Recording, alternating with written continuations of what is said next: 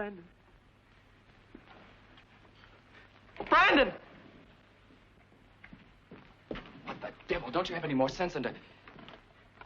What is it? Well, go on, yank it out. I can't. If Mrs. Wilson were here, she'd yank it out for you. A stupid display like that in front of somebody else will be just as good as a confession. Now, take these and get a hold of yourself. If you let me keep the light on before as I'd wanted, I would have seen All them. right. You're perfect. We have to be, Philip. We agreed there was only one crime either of us could commit. The crime of making a mistake. Being weak is a mistake. Because it's being human? Because it's being ordinary. I won't let either of us stoop...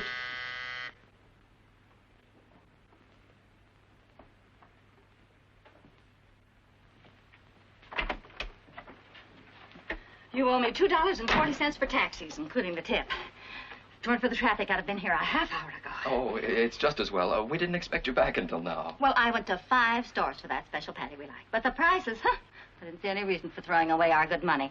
So I went downtown to that little delicatessen where Mr. Cadell goes. Yeah, but I tell you, the next time we give a party, I'm only going to... Good evening, Mrs. Wilson. What, may I ask, is happening to my table? We're just moving the things in here. Well, I personally thought my table was quite lovely. Oh, it was quite lovely. But you see, Mr. Ketley's coming to look at these old books I had in the chest. And I'm sure you wouldn't want the poor old man to have to get down on his knees to see them. Well, I think it looks downright peculiar. Peculiar? Very.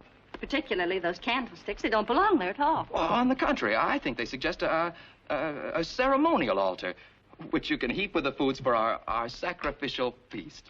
Heap is right. Certainly isn't enough room for me to set things out properly. Is there, Mr. Phillip? Oh, you can make it do.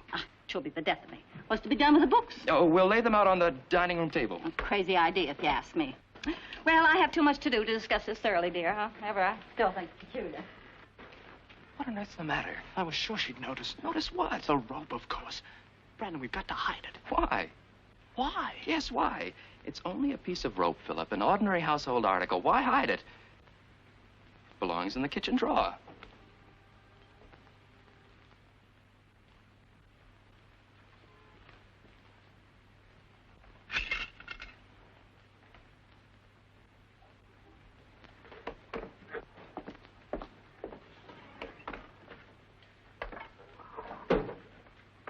Mrs. Wilson? Yes? There's champagne in the icebox. Oh, we're not giving them champagne. We are.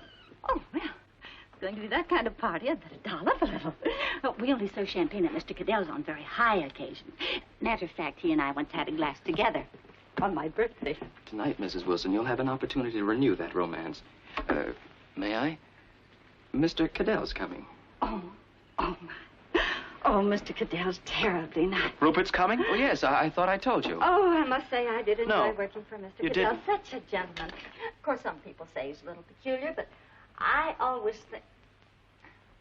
Well, you might let him finish. I thought you liked Rupert. I do. Well, then. Brandon, of all the people on this earth, Rupert Cadell is the one man most likely to suspect. He's the one man who might appreciate this from our angle, the artistic one. That's what's exciting. I'm glad it excites you. It frightens me. I know, I Rupert. suggest you keep your voice down. It would have been too easy with the others, Philip, and too dull.